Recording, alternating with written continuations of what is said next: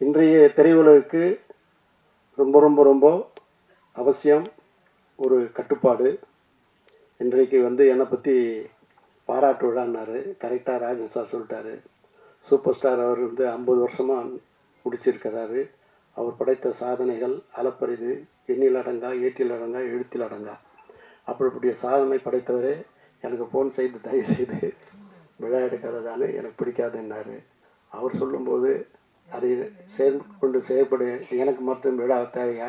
ஆகவே சிலரது விழாக்கள் பெருங்கணக்காக கேளிக்கையாக, நாம் எடுக்கும் விழாக்கள் இந்த சமுதாயத்தை மீட்டெடுப்பதற்காக, இந்த சமுதாயம் மேன்மையேற வேண்டும். அதற்கு எழுச்சி தமிழர் பக்க பலமாக இருக்க வேண்டும். இப்படிப்பட்ட ஒரு மனிதரை நாம் பெற்றது பெரும் பாக்கியம். அத்துணை சமுதாயத்துக்கும் சமதர்மத்துக்கும் ஒரு அடையாளம்தான் தொல் திருமாவர்கள்.